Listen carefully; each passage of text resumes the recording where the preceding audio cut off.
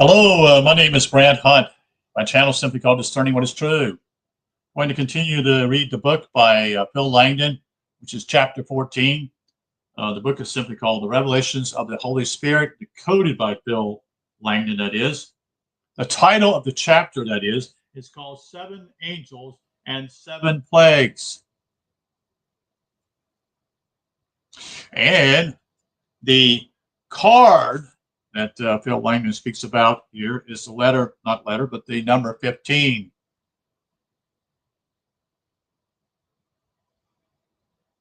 Which is the devil.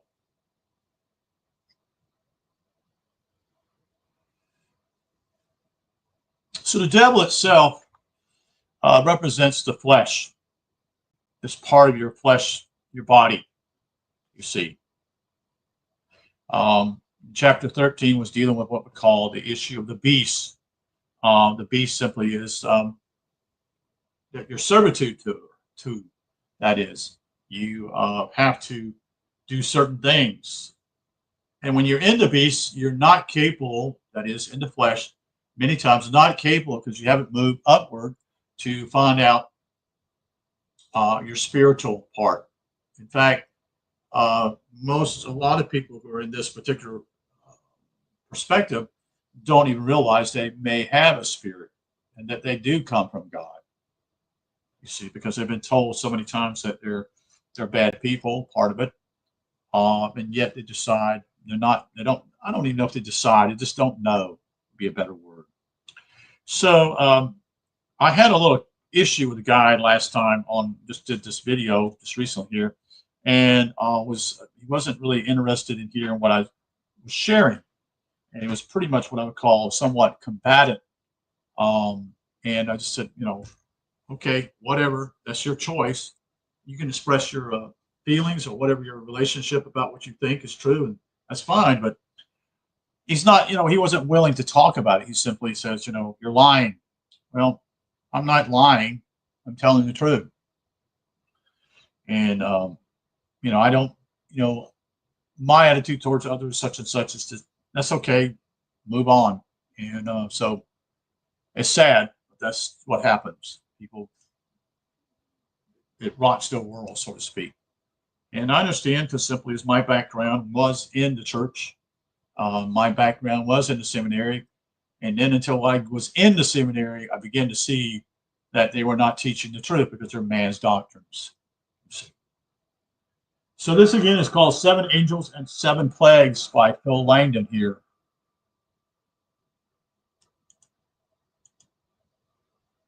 And let me find the book here, myself here. Sometimes some of you might want to look into a particular book that actually Phil talks about, which is from James Price, P-R-Y-S-E. It's called The Apocalypse Unsealed. It's being that is an esoteric interpretation of initiation of Johannes, as he would call, which is the book of Revelation. So we're going to get into chapter 15 here, I think it is. For some reason, I wrote 14 here. I'm sorry, guys. I wrote chapter 14. This is chapter 15. Oh, wait a minute. Might be 15 on the book here. The book's last. I think it is wrong. It's chapter 15. Sorry about that. So it's chapter 15. My mistake. Getting all excited about things here.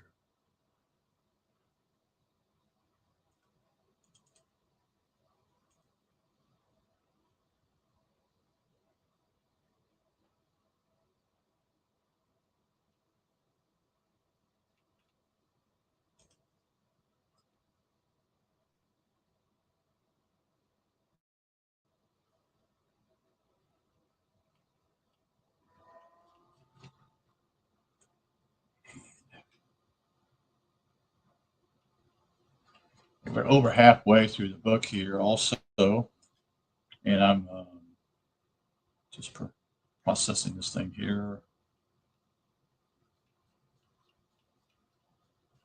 So this is going to be the third part of the third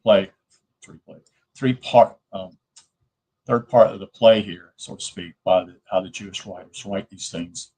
So this is chapter 15. Revelation.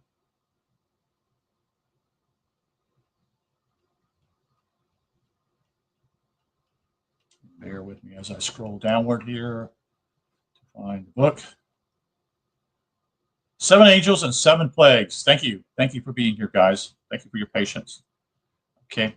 In Terra, the 15th card is the devil, a card that represents deceit, lies, and trickery, associated with selfish nature and a harsh journey to reality,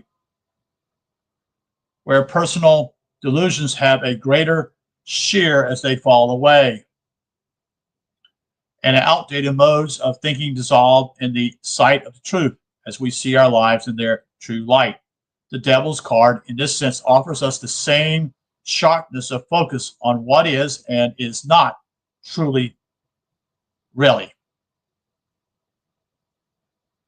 The 15th Hebrew letter is Samet, or Samet, I should say, S-A-M-E-C-H, which represents the number 60. The design of Samet is a closed circle representing infinity. In Kabbalah, the Samet represents the infinite power of the Ein Sof, that is God's infinite light. The Samet also symbolizes in what we call the issue of ambitious, enterprising individual transposing the principles of the Creator onto a human, its product. The word Samet means, quote, to support, as it states in the Shemana, E-S-R-E-H. And I can't read this again. This is Greek to me, or I think it's S-O-M-E-I-C-H, Nafim. You support those who fall, in court. It is not by chance that the Samet follows the Nun in the alphabet. As mentioned earlier, the Nun is one who has fallen, and as such needs the Samet to be supported, that is, or be lifted up. On the other side of the Nun is the Mem, which also bolsters it, but the Samet is greater than the Mem. Every day we say in the morning blessing that God is Samet Nafin.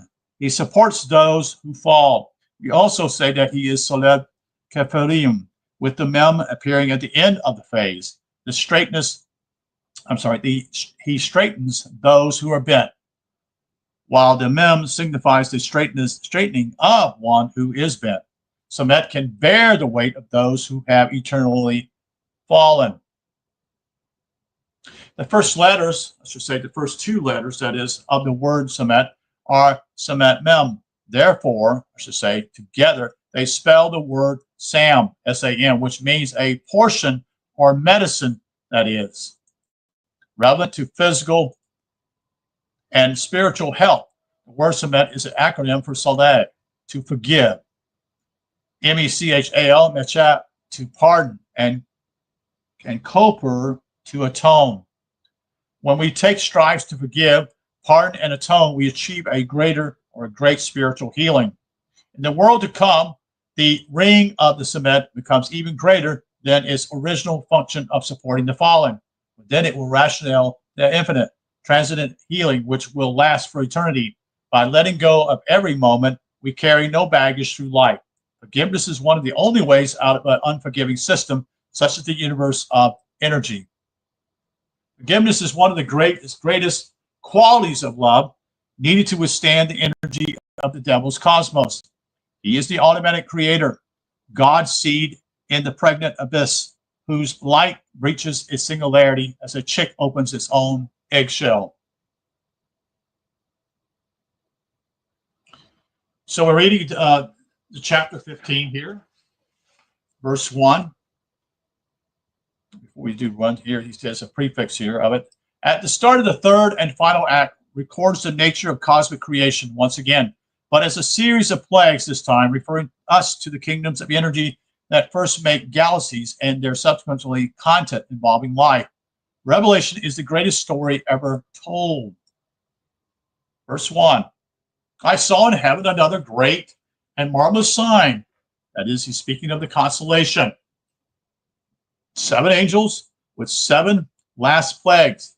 Last because with them, God's wrath is complete. Verse 2. And I saw what looked like a sea of glass mixed with fire, and standing beside the sea, those who have been victorious over the beast and the image and over the number of his name. So they have conquered the flesh in that way. They've conquered it. These first lines already set up the T, that is timelessness, as being zero, seen as ascension. So when this happens, it's a timeless effect. And remember Phil sharing his testimony of what happened to him at Angkor Wat. And he was basically in a, he was not, he was just basically just simply, just quick, and he was in another place almost. The word just escapes me. I wish this would, I'm getting older. And what happens simply is he's in a trance. What I was trying to think of, the word trance. And he's thinking in his mind simply after the whole event takes place, he's thinking it took, must have been a whole, I don't know, 30 or 40 minutes or whatever. And it wasn't that, it was a very short period of time because it was timeless. Do you understand what happened here?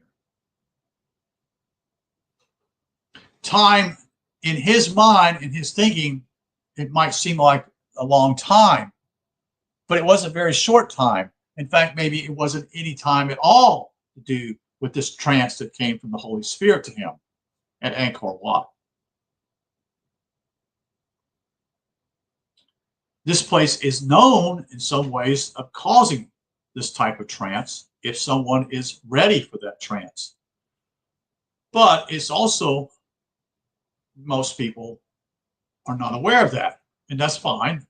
They see a beautiful place at a beautiful time of the day, such and such. But this place was built for those long ago in order for them to enter into a trance. Those long ago, roughly 1,200 years ago, built this place and other temples around it. This whole area of Angkor Wat in Cambodia is a city of temples. There are many temples there. And Angkor Wat was one of those places. Another place was called Angkor Thom, which was the second place he went to. Most of the places are in the jungle, which means that, what do you mean by that? The jungle is taken back over these temples. At one time, these temples were, scaved out, and the jungle was disappeared roughly 1,200 years ago or more. And so what took place simply is they built these temples to reveal truth. And this was from a majestic king, a king probably who actually had that event in his own life. In reality, in some ways, it's somewhat similar to the story to do with Egypt. And what we're doing, I'm kind of getting off tangent here, but I want to kind of explain it. It was built for this. It was because there are enormous ley lines that come in the same area. So they knew that 1,200 years ago. These people were not stupid back then, folks. They were not stupid. You've been told they're stupid, but they're not stupid. They were actually far advanced in a lot of ways than we are. What do you mean by that? By technology? No, I mean simply understanding that the earth was at one time, these places, these temples, what they designed was to bring about the spiritual ascension with people. But it was only for those who were ready. And that's why, when people go there, nothing happens because they're not there. They're not ready. You see, it's only for those who are initiates, who apparently have been dealing with these type of things, and then that takes place, the trance takes place. And there are two parts of it too. But anyway, I'm kind of digress here a little bit. But I am revealing simply is what he said to me. It was very little time in his mind, and the way his time frame is, it seemed like a long time to him, but it really actually was very little time that was gone. So this reveals the difference between timelessness and time. So in his clock, if you would think his own clock physically, he's thinking it's quite a while gone. In reality, it's very, very little time has gone by at all. Period. So, as we saw at the start of Act 2, beginning with chapter 8, opening have here with Taurus, the great bull constellation, symbol of the spiritual generate force, meaning it also represents the cloud and its power, with Orion looking on, that is, as a ascended god, little g. The 7 angels are showcased, that is, in the stellar cinema at the neck of the bull at the Pleiades, or 7 sisters.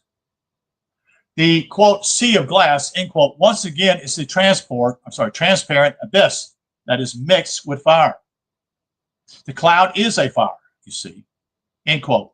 Let me start a quote here saying, standing beside the sea, end quote, at the throne of God in the great abyssal ocean is another way of saying a multitude of angels.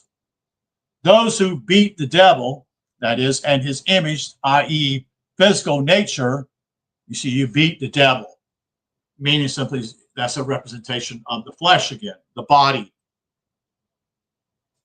It's also represented of also the issue of time, because you only live so long here on this planet, and then you die, which is not of God. Because if it was of God, it would be timeless. If you were timeless, you would be an angel. But you're not an angel. But this is an angel-making planet. That's what I'm trying to say with Angkor Wat. That's also what I'm trying to point out simply. Long ago, it was the same way in Egypt in some ways. It was a place of, quote-unquote, angel-making area, which is actually the center of the planet. So they understood it was a means to complete their own divinity. Quote, they held harps given them by God. Verse 3, and a song, the song of Moses, the servant of God, and the song of the Lamb.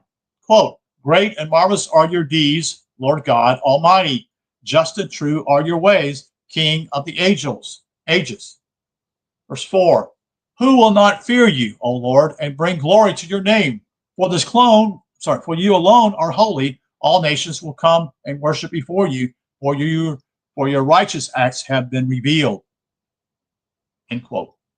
The harps are the tuned chakras of the angels in question, who sing a classical praise to Moses, a hero of the Jews, and the light of all nations, like a rock in a storm, every trustworthy and reliable, a lighthouse in the darkness of the endless night of the abyss. Verse 5, quote, after this I looked, and in heaven the temple, that is, the tabernacle of the testimony, was open. When John looked, that is the temple in heaven, quote, the tabernacle of the testimony, that is the place of the cloud. And so we talked about this the last, I don't know if it's maybe last night or the night before, we talked about the temple. The temple's up here. Your temple's up here. In fact, they say this is your temple. They say that. People say that. Your temple's up here. Temple. Golgotha, you see, is up here. The slaying of the old man, the man who doesn't know truth. And some would say he's, in a way, you say the sinner, but that's not a good word. But it means simply the sinner just means simply he's in the flesh. He's in the flesh. He doesn't have a spiritual. He hasn't developed that at all. He hasn't become attuned to that. You see. So cosmic creation breaches the singularity of the abyss. The coming 7 plagues from the bowls or the bowels of the wrath of God reveal the hermetic combination of creation and chakra spiritualization. As chapter 15 focuses mostly on cosmic creation. So verse 6 says something. Out of the temple came the 7 angels with the 7 plagues. They were dressed in clean, shining linen and wore golden sashes around their chests. These 7 angels are dressed like the Son of Man. He is dressed in white robes to his feet and has a golden sash around his chest. They are the Son of Man, then in his creative role over energy and its churches. Verse 7, then one of the 4 living creatures gave to the 7 angels 7 golden bowls filled with the wrath of God who lives forever and ever. In verse 8 it says simply, and the temple was filled with smoke from the glory of God and from his power, and no one could enter the temple until the 7 plagues of the 7 angels were complete. So you can't get in. You can't get in up here, you see. So this is a demonstration of that.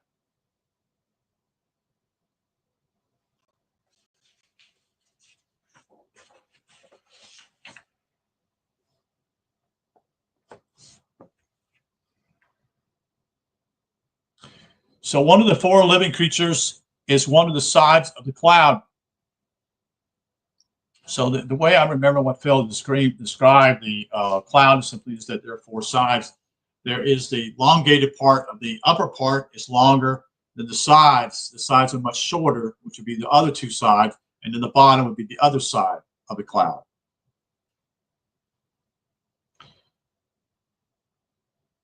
So one of the 4 living creatures, one of the sides of the cap. So they're representing a living creature. The side represents for generating the spark of creation at the end of his right hand is extended towards the ascendant angel. So the 7 golden bowls of God's wrath are all 7 kingdoms to come from the initiative expansion of energy, that is macrocosmically, leading to the 7 churches of the microcosm. That is the smoke that, quote, fills the temple from the glory of God, end quote, is a statement of creation. No one could enter the temple until the 7 plagues were completed, because the 7th plague is the humanoid kingdom of rationale. And it is from there that creation is completed, to return to light and establish the truth in the darkness. So I'll say this again, so it's kind of states it pretty straightforward here. And it's from that creation, from there, that creation is completed. What it means simply is you come from the light to return to the light, you see. And so you've just been given a body in actually to manifest the truth eventually in your lifetime. Well, that means many lifetimes, so to speak. And establish that truth in the darkness within yourself. And I don't know if it would be a good word, it's kind of testing around, but basically it's a way to finding your true self.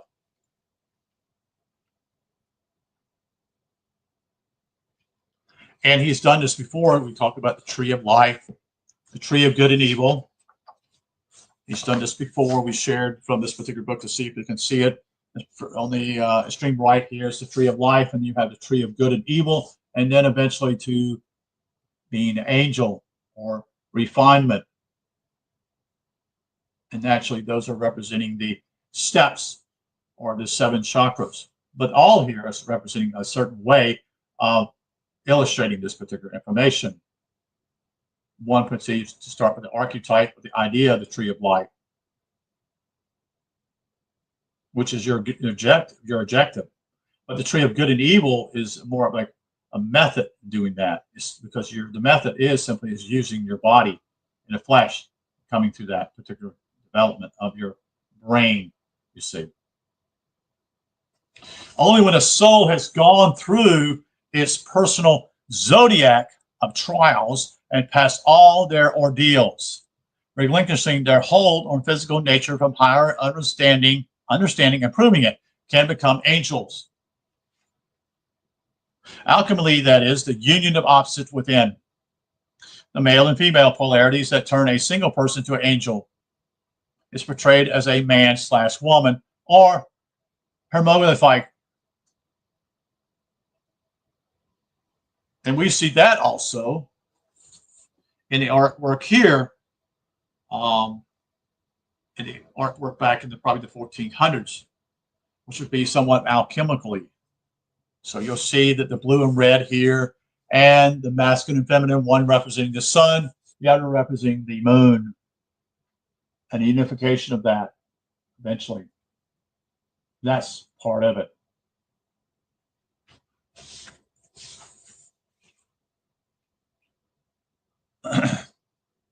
So each of the chakras relate to the planetary logos or character, whose divine order is inverted when applied to the physical body, making the lowest, that is, take on the characteristics of the highest.